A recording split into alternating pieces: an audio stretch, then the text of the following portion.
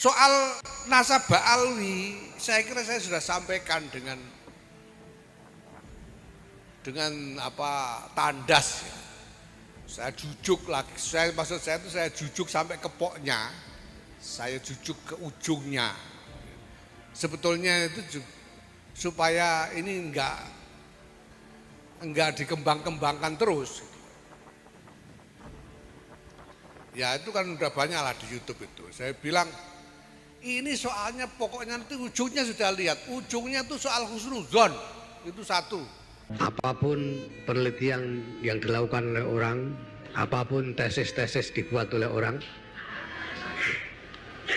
walau aftal muftun, saya tetap berhusnuzon bahwa beliau Bapak Ali ini adalah min dzurriyyati Rasulillah sallallahu alaihi wasallam. Dan itu memang salah satu alasan saya meminta beliau menjadi ketua Al-Azizno ini, yaitu untuk menghemat overhead supaya tidak perlu ada budget dari Al-Azizno ini untuk ketuanya, karena Bani Hashim dan Bani Abdul Thalib ini haram menerima sedekah.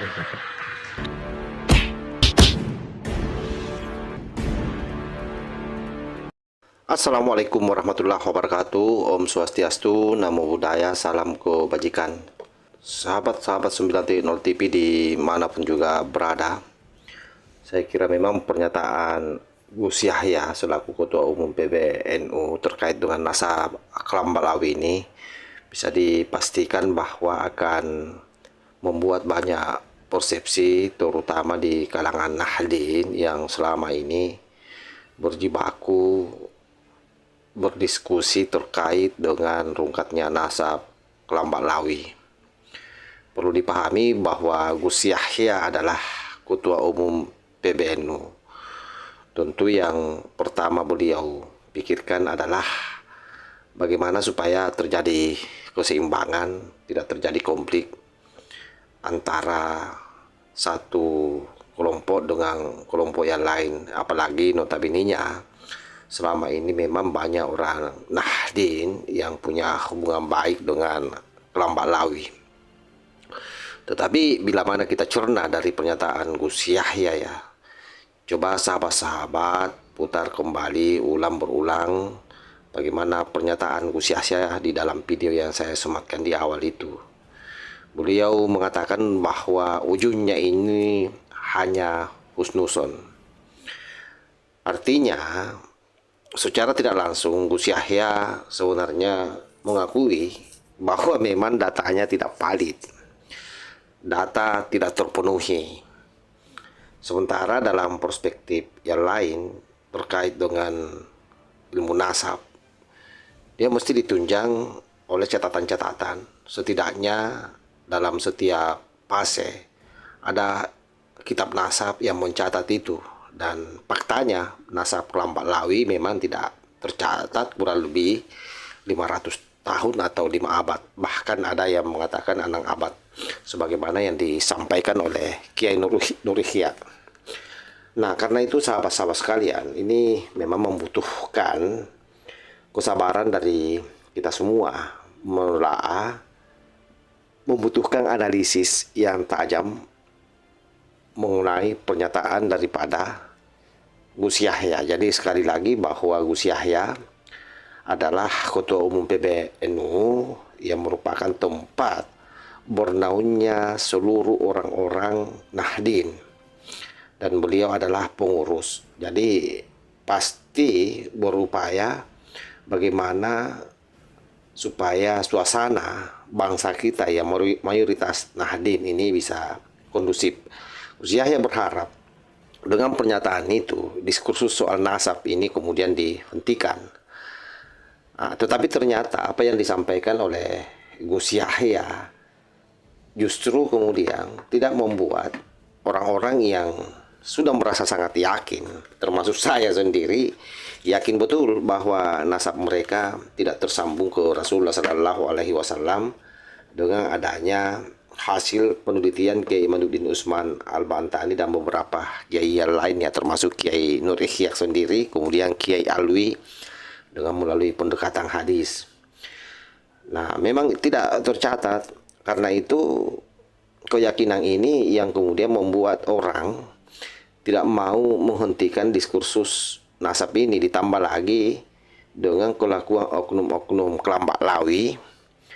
Pasca pernyataan Gus Yahya, justru kemudian pernyataan itu dia pakai memukul.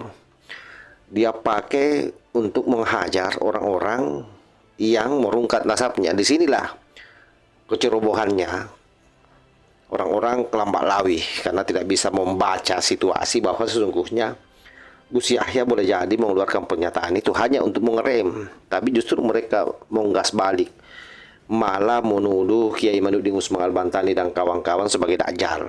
Akhirnya apa yang terjadi? Semakin banyak orang yang kemudian bersimpati terhadap Kiai Imaduddin Usman Al-Bantani yang dibantai habis-habisan dengan memakai pernyataan atau menggunakan pernyataan orang yang sangat dihormati dan dihargai oleh Kiai Imaduddin Usman Al-Bantani. Siapa itu? Adalah Ketua PBNU. Bahkan berkali-kali Pak Kiai Imaduddin Usman Al-Bantani, tolong sahabat-sahabat yang mendukung tesis saya, jangan sampai kemudian mengeluarkan pernyataan-pernyataan yang bisa membuat orang tua kita tersinggung dalam tanda petik, atau bisa membuat kita kedengarannya kurang ajar terhadap orang tua. Kenapa? Karena Kiai Imaduddin Usman Al-Bantani betul-betul meletakkan ini dalam diskursus ilmiah, bahwa siapapun bisa membantah, tetapi dengan catatan harus ada data, harus ada fakta berupa catatan-catatan nasab ataupun misalnya manuskrip, atau setidaknya berani melakukan tes DNA. Lalu kenapa tes DNA ini kemudian menguat ke permukaan? Yang pertama, Rizik Syihab sendiri pernah menantang waktu itu. Ketika ada orang yang dianggap sebagai Habib palsu, ngaku-ngaku sebagai Habib, lalu kemudian ngegas di pengajiannya, bahwa gampang katanya untuk mengetahui apakah orang itu asli cucu Rasulullah atau bukan, tes DNA saja. Karena masih ada katanya rambut Rasulullah Shallallahu Alaihi Wasallam. Nah, karena itu kemudian ketika diskursus ini muncul lalu mengkerucut, mereka tidak mampu mengeluarkan data-data, fakta-fakta, catatan-catatan nasab, bukti-bukti sejarah. Akhirnya ujung-ujungnya mereka yang harus melakukan tes DNA. Kenapa? Karena hal ini pernah ditawarkan oleh Rizik Syihab, yang sekalipun karena kepentingannya yang sudah lain, ketika didorong itu melalui menantunya mengharamkan melakukan tes DNA untuk membatalkan nasab. Padahal memang tidak ada orang yang bicara bahwa untuk menguatkan, untuk mensahkan nasab itu pakai tes DNA. Hanya saja memberikan pengakuan, penguatan gitu. Oleh karena itu saya kira diskursus soal nasab ini memang tidak harus melibatkan PBNU secara kelembagaan. Kenapa? Karena PBNU adalah ormas. Apa kekuatan ormas? Untuk melarang orang mengaku-ngaku sebagai zuriat Rasulullah Shallallahu Alaihi Wasallam. Ya, notabene-nya juga hampir seluruh orang-orang NU, terutama NU kultural, itu mereka bersepakat bahwa nasab Kelambak Lawi rungkat berdasarkan tesis Kiai Imaduddin Usman Al-Bantani. Gus Yahya sekalipun secara pribadi sudah mengeluarkan pernyataan bahwa kita husnuzon saja, tapi penting dipahami teks daripada kata-kata itu. Bahkan ada lagi pernyataannya bahwa kita yang bodoh ini husnuzon saja. Artinya orang bodoh husnuzon saja. Nah, masalahnya adalah orang yang memiliki akal yang sehat, yang bisa menganalisa, yang bisa mencerna, apalagi sudah membaca misalnya hasil penelitiannya Kiai Imaduddin Usman Al-Bantani, ya pasti tidak akan mau husnuzon. Kan begitu. Jadi itu semacam ajakan saja dari Gus Yahya, dan saya mengambil kesimpulan kecil bahwa beliau lakukan itu dalam kerangka menenangkan situasi supaya tidak terjadi keributan terkait soal nasab ini. Tetapi lagi-lagi ya itulah fakta realitas yang ada hari ini berjalan terus dan memang tidak bisa dihentikan. Kenapa? Karena itu tadi, di saat Gus Yahya, di saat Rois Am PBNU mengeluarkan satu pernyataan terkait dengan husnuzon itu tadi, justru kebodohannya Kelambak Lawi karena pernyataan ini yang dipakai memukul Kiai Imad. Nah, itu yang sangat parah dan bahkan berbahayanya karena kemudian mereka menambah-nambahi seolah-olah bahwa Gus Yahya ini sangat membenci orang-orang yang mendiskusikan soal nasab Kelambak Lawi. Padahal yang namanya Nahdlatul Ulama itu sangat mencintai dan menjunjung tinggi yang namanya keilmuan. Namanya saja kebangkitan ulama. Ya, tentu salah satunya dari sisi keilmuannya. Inilah yang mesti dipahamkan oleh kita semua ini kepada masyarakat, bahwa sampai hari ini tidak ada tendensi dari PBNU, kalau menurut saya ya, ini menurut saya, tolong dibantah kalau salah, bahwa Gus Yahya memaksakan kita semua ini ikut. Tidak ada itu. Tidak ada. Dan saya punya keyakinan Gus Yahya juga sudah membuka kitab-kitab dan dia tidak menemukan memang, sehingga ujungnya mengatakan husnuzon saja. Nah, sebagai pimpinan organisasi, biar bagaimanapun juga setiap pernyataan yang keluarkan melekat di dalam dirinya sebagai ketua PBNU. Ya, tentu berharap hal ini tidak membuat kekisruhan di masyarakat. Tetapi sekali lagi, bahwa sekalipun Gus Yahya berpikir seperti itu, tetapi faktanya, realitasnya hari ini sudah terjadi diskursus itu secara heroik di lapangan. Bahkan berkali-kali Kiai Imaduddin Usman Al-Bantani dihujat dan menggunakan pernyataan-pernyataan yang dikeluarkan oleh orang tua kita. Nah, itu yang saya nilai kebodohannya Kelambak Lawi, mestinya diam saja. Kalau memang tidak sanggup mengungkapkan fakta-fakta dan data-data, lebih baik angkat tangan, mundur secara perlahan. Ya, tidak apa-apa kalau kalian tidak percaya, tidak ada masalah.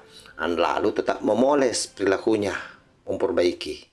Selama ini misalnya Rizik Syihab yang barbar, yang sangat kurang ajar terhadap pemerintah, ya kembali berbaik-baik, merubah perilakunya. Kan tidak ada yang tidak bisa berubah. Habib Bahar justru sebaliknya yang mereka lakukan, mereka semakin menyerang orang-orang yang merungkatkan nasabnya. Padahal yang ditunggu adalah data dari mereka. Oke, kalian tidak mampu mengadakan data, tidak mampu mendorong fakta, lakukan tes DNA. Tidak bisa itu karena kalian sudah tahu bahwa pasti haplog grup saya ini J, bukan J tapi G. Ya, kalian mundur secara perlahan, mundur saja. Kenapa? Karena kalau tidak, maka kalian akan dihujat terus di tengah-tengah masyarakat. Kita lihat faktanya, Haul Solo misalnya sudah mulai sepi. Seluruh hal-hal yang selama ini disembunyikan, termasuk pemalsuan-pemalsuan makam, hari ini terblow up ke permukaan. Kenapa? Karena kalian juga semakin ngegas menghujat orang-orang yang berupaya berjuang memurnikan nasab Rasulullah. Akhirnya apa yang terjadi? Nah, Tuhan juga semakin mengutus banyak orang yang menyimpang kitab-kitab, manuskrip-manuskrip, didorong hatinya untuk dibuka itu semua. Sehingga apa yang terjadi? Kalian semakin rungkat dan semakin berantakan, hari ini tidak bisa mempertahankan nasab kalian. Terakhir misalnya dengan buku yang 500 halaman itu, setelah diteliti oleh Kiai Nur Ihya, ditemukan 300 kesalahan, bos. Penulisan soal bagaimana mengesahkan nasab kalian tetap berputar-putar, hanya mengungkapkan pengakuan-pengakuan di abad 9 yang kurang lebih 100 buah kitab yang membahas soal nasab kalian. Masalahnya 1 juta pun kitab yang Anda temukan ketika kitab itu tidak ditulis pada abad ke-8, 7, 6, 5, itu kan masalah juga, palsu juga ujung-ujungnya, karena pengakuan secara internal. Jadi itu yang saya mau luruskan ke sahabat-sahabat, jangan sampai kemudian barbar di dalam menyikapi pernyataan Ketua Umum PBNU. Bagaimanapun juga beliau adalah orang tua kita semua yang harus dihormati. Saya punya keyakinan sampai hari ini, dan saya yakin kayak Imat juga dan kawan-kawan yang lain, sahabat-sahabat yang lain meyakini itu, bahwa Gus Yahya tahu, Rois Am PBNU, Kiai Haji Miftahul Akhyar tahu bahwa sesungguhnya memang mereka rungkat. Hanya saja karena ingin menjaga stabilitas. Tentu itu yang pertama.